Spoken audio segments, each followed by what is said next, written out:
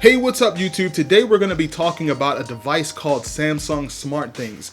If you don't know, Samsung SmartThings is a smart hub. There are a couple of these on the market. A smart hub allows you to do home automation. So you add certain sensors and switches. You can add things such as light dimmers, switches, light bulbs, water sensors, motion sensors, anything you can think of that could be a sensor, they probably make it. And it's compatible with this device.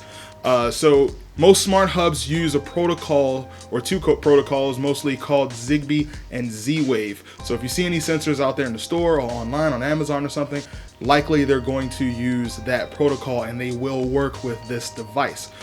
So let's take a quick look at the device here. It's basically a little white box, and this little white box has an Ethernet port, it has a power port and USB ports here. Keep in mind this device does not have Wi-Fi, so if you are limited in where you can put it because you don't have an Ethernet connection or you can't really put it near your router, that might be a deal breaker for you, so keep that in mind. When you go to purchase it, you have two different options. You can purchase it as hub only, which basically just comes with a power cord and Ethernet cord, or you can buy it as a kit, and the kit from Samsung comes with a few sensors such as a motion sensor. It comes with an outlet that you can use to switch, and it comes with what they call the multi-purpose sensors, which are very helpful. So if you think you might use some of those, you can buy it as a kit, save you a couple of dollars, or you can buy your own sensors and do your own thing. Basically, you can do whatever you can imagine. I have a ton of different things set up. I'll go over some of those with you and just give you an idea, just to show you some examples of the things you can do. And I'm gonna go into the app now just to show you what that looks like. Alright guys, I'm gonna show you the SmartThings app. Before I open the app, I just want to show you here, I do have some routines set just in case so I don't forget here. I do have good morning, good night, I'm home. So different things you can automate, and you can actually have it set here as a widget on an Android phone. So without further ado, I'll open up the app and let's get into it. The first thing you're going to see when you open up the app usually is going to be the smart home monitor. The smart home monitor works much like an alarm system. So it'll actually use your hub as an alarm. So if you go in here, you can see the status of my sensors here. If you go into recently, it'll show you any status messages of things that have happened on here. Right now it's just showing that all of my sensors are closed. The next thing we're going to show here is the actual things. So your things are going to be categorized into rooms. So every time you add a thing, it's going to go into a room. You can create rooms for it. You can make a room whatever you want it to be. It's just a way to keep them organized. You go to things. This shows you your actual things are all listed here. So all of them uncategorized, which is why rooms is helpful because it helps you keep the things categorized. I don't have a lot of devices here, but if you had about 100, I could imagine trying to scroll through here and get to each one of those. If you want, you can open this up. You hit basement light, you can turn it on or off. You can completely control it from here, or you can just hit the button here to control it.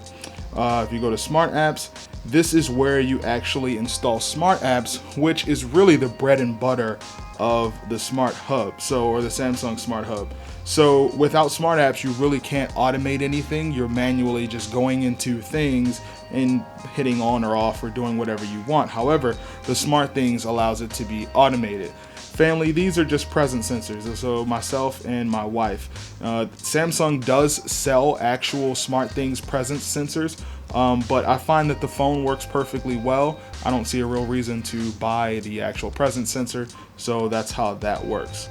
And next is going to be your routines. I use these all the time. You can set these to happen automatically, or you can actually tap on it to cause it to perform whatever action. You can go in here and customize these to do whatever you want. The notifications here, this is what you get, actual notifications from the hub. When you go in here, you can see things that have happened. If you triggered any event or if something happened, it'll all pop up in here. Your activity feed though is ongoing. This is what I like to call the SmartThings log. So every little thing that happens shows up in here. So you have the marketplace. The marketplace is where you would go, even though it's not really that self-explanatory. This is where you would go to add a new device. So you simply hit connect new device. You take your new device from out of the packaging. You put your battery in it, hit the connect button. It's searchable, and then boom, SmartThings finds it. I've had that happen several times. Every device I've ever purchased immediately was picked up by SmartThings with no issues. If you go somewhere like lights and switches, you see a ton of SmartThings apps, but if you keep going down, you see other things that the community has created, and most of the community created apps are absolutely awesome. I've done a lot of cool things. There are a lot of new ones in here that I actually haven't seen. I may mess around with things that you may not have even thought were possible or even thought to do are going to be in there. So I wanted to briefly go over my garage setup here because I do have it set up in the garage. So this little white box you see up here, that's a relay. That's a Z-Wave relay, and I have it wired into the basically the garage door button, typical doorbell button. I have it wired into there so that when I trigger it, it just triggers the button. So basically I have both of the garage doors on there. So if I open the app up, it says Chris's garage door, hit the button, there you go. It opens up just like a typical garage door. Now, if you'll notice up here, I do have this little white sensor.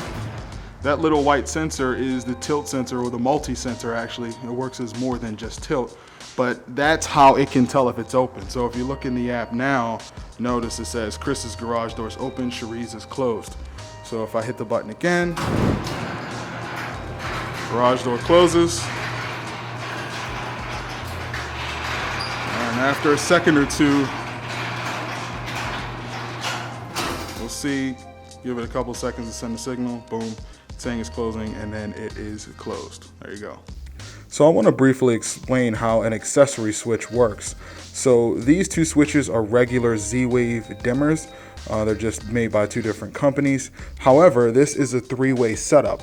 So in my basement, like most basements are, I have a basement light or a steps light here that's controlled by two different switches, one at the bottom of the steps and one at the top.